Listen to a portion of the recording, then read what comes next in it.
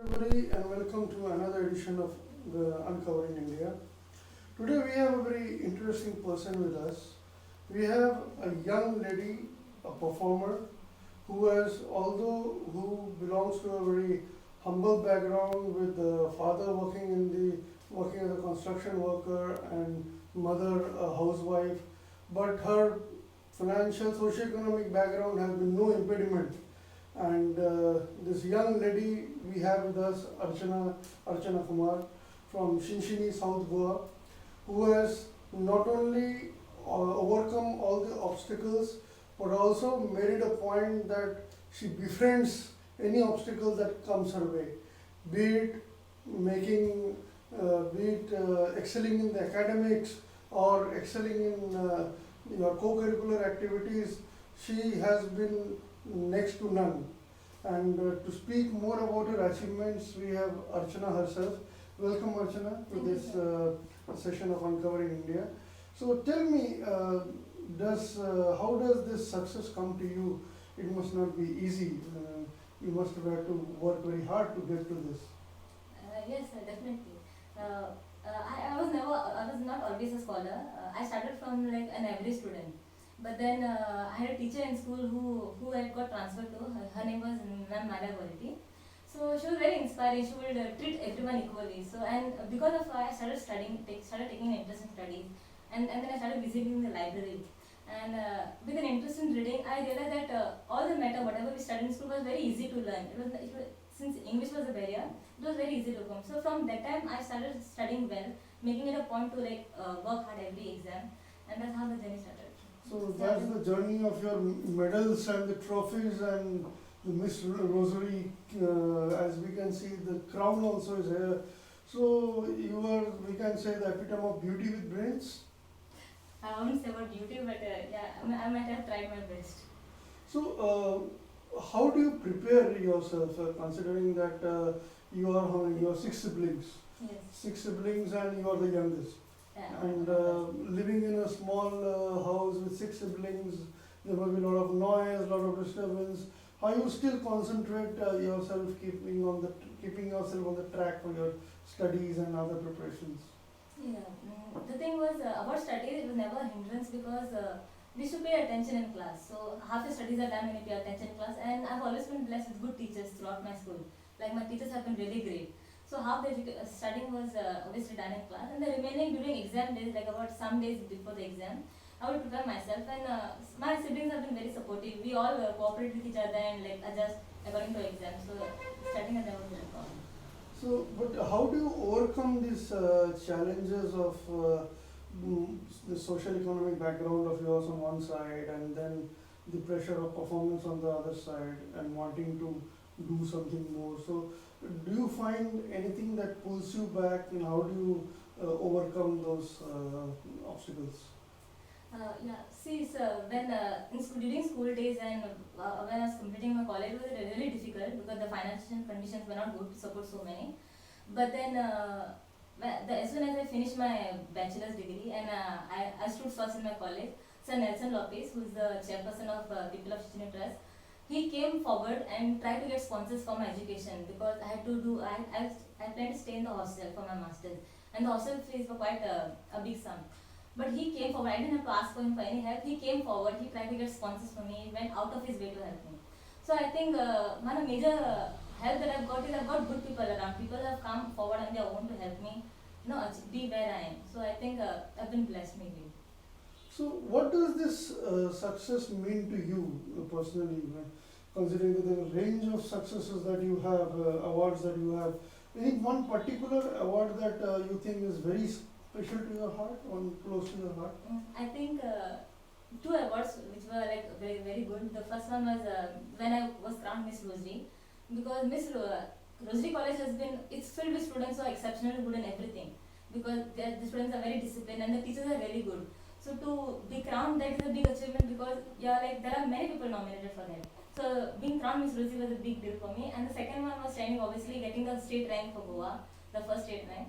So obviously I didn't expect to be the first among all the colleges in Goa. So there was in BA course. In BA course. So that was one of the two major awards that I'm really proud of. So what does these awards mean to you? personally, what does this awards mean to you? The thing is, every time I've achieved something, it's only because of the people who have been supporting me from behind, either my parents or my teachers or my friends. Like I have really good, I have a really good support circle. So every time I've been, I feel happy more because they are happier than me. So I think it falls back on the people who are my support group. The minute they are happy, I feel very happy that I've done something like it was worth the hard work. Anything that this ocean of medals that is still left to be achieved that you still want to achieve? This year I have completed my master's, so I was assuming I will start working. So maybe I would be training students further to maybe go for it and push them forward. So let's see what happens now. So what kind of training you propose to give them? Personality development or education? What kind of training you are planning to provide? The thing is, I think students are naturally gifted with whatever skills they have. It's the only thing they need a push to be forward, and then somebody has to believe in them. I was always an insecure child from school, but just because of one teacher who believed in me, I started coming out of my cocoon and doing better than what I was before. So I think the only thing students need is motivation, and the fact that the teacher should believe in them that they can do whatever. That's just that one tiny ounce of belief, can make any child achieve whatever he wants. So you So I want think to that- instill that self-belief Yes, in yes. children? Confidence in them, because many people, when you see another topper, you feel insecure, like I cannot be the other person. So the only thing they need is that confidence within them that if they work hard, even they can do it. Because students nowadays, they're learning all the skills, so they are naturally, most of them are good at a lot of things. So I think just the So confidence. is then teaching the ideal option you think for you going ahead? I think teaching or any other field that where I've been socially in contact with people, because I love to talk with people and influence people or maybe motivate them. Anything that involves socially being in contact with people. So yeah, teaching would be a very ideal option for me. Any message that you would like to give to our viewers, to your youngsters like you who are struggling to meet the ends meet from fighting for their survival, especially in this pandemic situation that we are in, so much of frustration and so much of the depression is around. Anything that you would like to tell the youngsters from your side to keep them motivated? I think one of the very good habits that one can instill in us is the habit of reading. Right from the time I started reading, it has helped me achieve a lot of things. So I think if you just start reading and instill that habit in you, I think half the problems will be solved. Because reading helps combat a lot of problems, including your English and whatever you're doing. Reading is a very good habit. So I think that message would be. I hope the youngsters are taking note of your message and they implement it in their lives. Thank you. And now we will have the young achievers' parents to throw some more light on this talented young girl as to how did she reach to this stage and what is their role in her success story. The success story of Archana, and now we have her wonderful parents, Mr. Uday Kumar and Ambika ji, and they will tell more about their daughter and her journey towards this as a successful young girl. आपसे शुरू करता हूँ उदय जी, जब से आपकी एक बच्ची पैदा हुई है, जब से ग्रो हो रही है, आपने उसके अंदर कुछ अलग कुछ देखा कि आपको पता था कि ये आगे चल के कुछ अच्छा करेगी?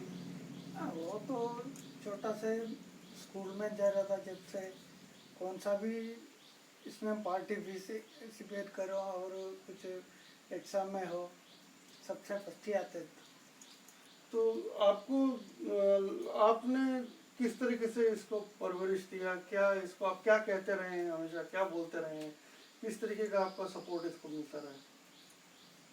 तो ऐसा करो बोल के कुछ कंबल ये नहीं करता था, फ्री।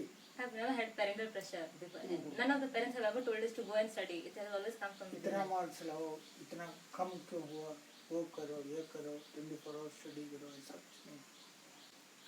सर आगे आप क्या चाहते हैं कि तो आपके बेटी के लिए क्या सपने हैं आपके? आपने कुछ सोचा है कि क्या चाहते हैं आप ये करें आगे चल के, या इसने आपको कभी बताया कि ये आगे चल के क्या करना चाहती है? नहीं, ऐसा कुछ पूछा नहीं, लेकिन क्या जो कुछ भी करके अपने खुद का पाँव में खड़ा रहना होता है. So, the kind of support you have been getting from your parents, both the parents, how important do you think is parental support in the growth of a child? I think it's very important because children always look up to their parents, and my parents are a perfect example because they've never forced us into anything. They've always been open-minded about things, allowing us to do whatever we wanted. So I think without any barriers, it's better. The mind grows better. So I think that is the only thing parents of other children should be doing, like not pressurizing them into choosing things they don't want to do. आप कुछ हमारे दर्शकों को बताना चाहेंगे हमारे channel के through कि खास करके आज के देश में जहाँ पे बेटियों को पढ़ाने के लिए आज भी काफ़ी सारे सवाल उठते हैं, उनको आगे काम करने को लेकर भी उनको बहुत सारे सवाल उठते हैं, तो सोसाइटी में आज भी इतनी बेटियों को पढ़ाने और आगे भेजने की आज भी उतनी जागरूकता नहीं दिख रही है. तो आप कुछ बोलना चाहेंगे हमारे दर्शकों को? बेटी हो बेटा हो, पढ़ाना मांगता उनको. बेटे और बेटे में कोई फर्क नहीं है, सब एक ही सही में है. धन्यवाद मैडम, धन्यवाद sir. Thank you Archana for this giving us time to talk to you. So as we all heard the parents of Archana and Archana herself, how she said that the role of parents in her success story, and how Mr. Uday Kumar also just emphasized that there cannot be and should not be any difference between bringing up a daughter and a son, and equality has to start from home itself, and only then the society will go forward. This is Shashwat Gupta Ray from Shinshini for Uncovering India. Thank you. So, you have supported Archana's education by providing her the financial support. So, what did you see in Archana, and what made you to support through Shinshini People's Trust? We were asked to identify a deserving student with potential. So it was very easy because this girl had done very well in SSC and inter science, and at the first year of BA. So it was very simple to identify her. Otherwise, that type of a task is very difficult, and the person was willing to help somebody like that, economically backward child, A donor. a donor. So that's how we started with the first donor, and subsequently the more donors joined in. We were able to help her at least for 2 years to the extent of 45 to 50,000 per year. So, are you happy with her performance, the way it has gone on after the first scholarship she received from you? Yes, she topped the list of a group, and I hope now she will be also doing better after the results are declared. But anyway, our aim was to help someone, needy person, rather than giving scholarships to people who are excelling. So this was a case where she had both the qualities, both the attributes. Thank you.